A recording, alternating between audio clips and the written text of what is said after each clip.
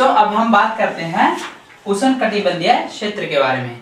अब जो उष्णकटिबंधीय क्षेत्र होते हैं वो हमने आपको बताया कि वो भूमध्य रेखा के ऊपर स्थित जो क्षेत्र होते हैं उन्हें हम बोलते हैं उष्णकटिबंधीय क्षेत्र और या उष्णकटिबंधीय वर्षावन।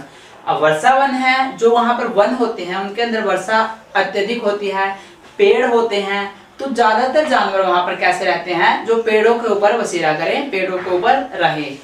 अब उसके अलावा उसके बारे में कुछ परिस्थितियां ऐसी होती हैं कि वहां पर टेम्परेचर जो होता है मिनिमम टेम्परेचर आपका इतना 15 डिग्री सेल्सियस होता है और मैक्सिमम वहां से आपका 40 से 45 या 50 तक भी कई बार चला जाता है। तो इतने गर्म क्षेत्र होते हैं वो, ये जहाँ पर टेम्परेचर आपको इतना दिखे 15 से 45 का एवरेज रहे साल भर, वो क्षेत्र आपके गर्म क्षेत्रों में आते हैं। तो अब वहां पर जैसे बंदर हो गए, कपी, गोरिल्ला, चीता, हाथी, तेंदुआ, छिपकली, सर्प और कुछ प्रकार के पक्षी, कीट इत्यादि वो सब वहां पर पाए जाते हैं।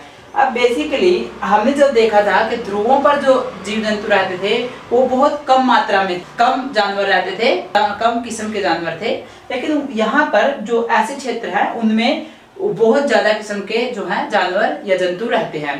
अब उनके लिए सबसे इम्पोर्टेंट चीज होती है कि अपने आप को अपने शिकारियों से बचाए रखना, क्योंकि वहां पर क्या है शिकारी ज्यादा पाए जाते हैं।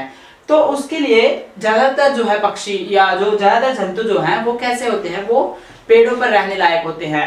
वहां पर अगर हम बात करें लाल आंखों वाला मेंढक होता है, वो भी उसके जो है पाँव आप देख रहे हैं चित्र में, लाल पैरों वाला मेंढक जो है उसके पाँव कैसे होते हैं, चिपचिपे होते हैं, जिनसे कि वो आसानी से पेड़ों के ऊपर चढ़ सकता है।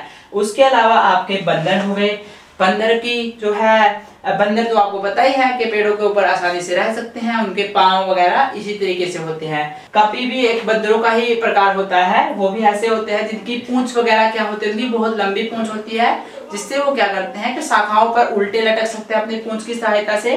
वो सब चीजें क्या करती है, उन्हें अपने जो है शिकारियों से, शिकारी जंतुओं से बचाने में सहायता प्रदान करती हैं। एक पक्षी होता है जिसका नाम होता है टूकन। क्या होता है? टूकन पक्षी। टूकन पक्षी की आप यहाँ पर फोटो देख सकते हैं। अब इस टूकन पक्षी की जो आप चोंच देख रहे हैं वो चोंच क्या होती है, बहुत लंबी चोंच होती है। तो वो अब इसको किस तरीके से सहायता प्रदान करती है, वो जब जो पेड़ होते हैं, जो शाखा, जो ऐसी शाखाएं होती है जिन पर ये वजन कम वजन झेल सकते हैं, जो शाखाएं जिन पर ये पक्षी नहीं जा सकते, अपनी चोंच के माध्यम से वो उन शाखाओं से भी क्या फल फ्रूट वगैरह ले सकते हैं और वो खा सकते हैं।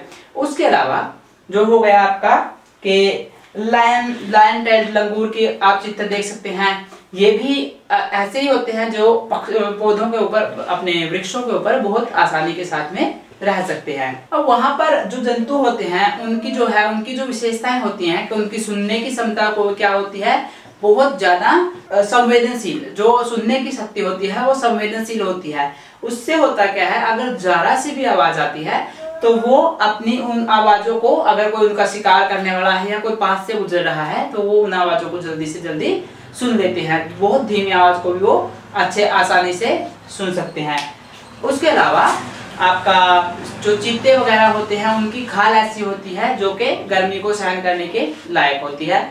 अब हाथी जो होते हैं, हाथी का आप चित्र देख सकते हैं, ये भारतीय हाथी है जो अधिकतर कैसे उष्णकटिबंधीय वर्षावनों में पाए जाते हैं, जिनके के कान जो होते हैं वो बहुत अधिक संवेदनशील होते हैं, जो कि सुनने में उनको सहायता प्रदान करते हैं। उसके अलावा इनके चलने और इनका जो सूंड है वो उनको ऊपर नीचे से फलों को तोड़ने या फिर फलों को खाने के काम आता है।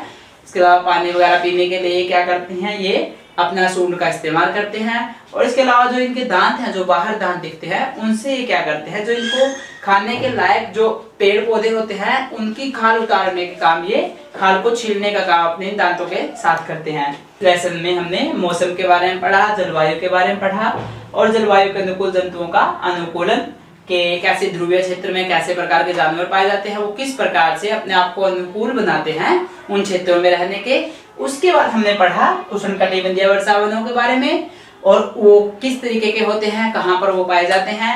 उसके अलावा हमने पढ़ा कि जो उष्णकटिबंधीय क्षेत्र है उनमें जो जानवर जीव जंतु पाए जाते हैं वो किस प्रकार के होते हैं, वो किस प्रकार, उनमें क्या क्या विशेषताएं हैं जो उनको इन क्षेत्रों में रहने के अनुकूल बनाती है। अब इसके बाद इस पार्ट को अच्छे से पढ़िए। अगर कुछ समझ नहीं आ रहा तो वीडियो को बार बार देखिए। फिर भी समझ नहीं आ रहा तो हमें कमेंट बॉक्स में लिखिए। हम आशा करते हैं कि ये सब चीज आपको अच्छे से समझ में आई होगी। इसी के साथ अभी के लिए बाय बाय, मिलते हैं आपके नेक्स्ट लेक्चर में। Thank you.